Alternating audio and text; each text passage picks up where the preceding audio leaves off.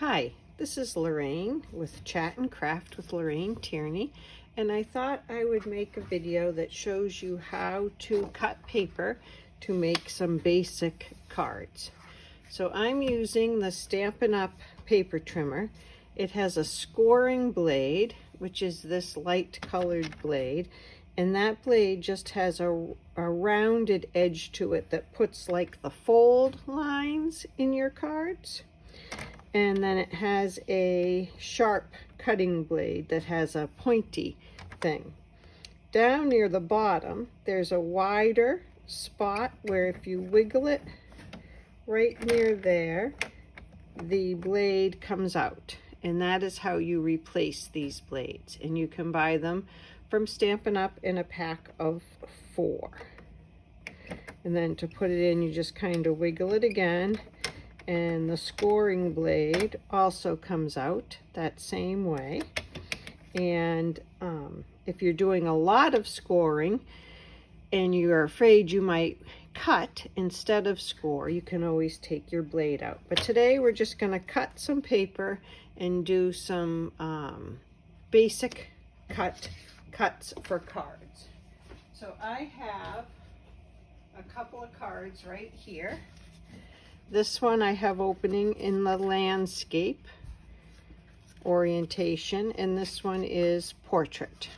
Okay, so really they're the same cut on these two, and you get 2 cards like this from one piece of cardstock. So I always cut and score my paper using the trimmer. So I'm going to score it before I cut it, and that way I only have to score once rather than having 2 pieces to score. So let me show you these 2 cards. You'll see they fit side by side on one piece of cardstock. Okay, so whenever I'm cutting for card bases, I'm basically scoring the paper in half and cutting the paper in half. So I'm going to start by scoring it on this shorter side at the top, and this is 8.5. So I'm going to score it at 4 1/4. I'm just cutting it or scoring it in half. And now I want to cut. There's the score line. You can see it, and that will help to fold it. Now I'm going to cut the paper. It's 11 inches across this way, so I'm going to cut it at 5 1/2. Okay, and there you can see the line, the numbers are across the top. I'm putting it right at the 5 1/2 mark, and I'm going to push it right up. That's 5 1/2 by 8 1/2, and then I fold it. I'm going to show you that again. And you can use your bone folder to give that a good crease. This is a bone folder, and let me move this out of the way a little bit. You can give it a good crease so that it folds nicely. When you score, it makes a valley in the paper. It pushes it in. And on the other side, you have a bump, or I call it a mountain. And when you fold your paper, you want the mountain in the middle. And that seems counterintuitive to people. They want to fold it this way. But how I remember is you've stretched those fibers there. And you've stretched them so that when you fold them, they won't crack. They'll just fold nicely. Okay, and I'm going to do that again. So that's how you get 2 cards out of one card base. And the 2 cards, it could either open up like this, or it could open up like this. Sometimes when you make it this way, the card will do this, and it won't stand.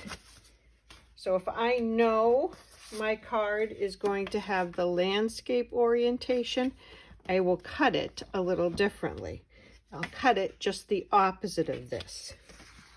This time we'll start by scoring it at 5.5.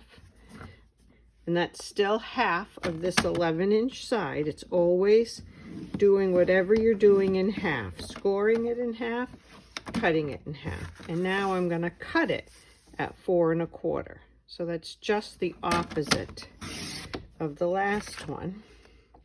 There's the valley, there's the mountain, the bump. I don't know if you can see that because I can't, my camera stand is in my way. And I'm going to fold it, and some people call this burnishing it with the bone folder. And now I could make my card the landscape way, but it will stay open nicer and it will stand nicer. You can also use that card this way, but again, sometimes it doesn't stand so well.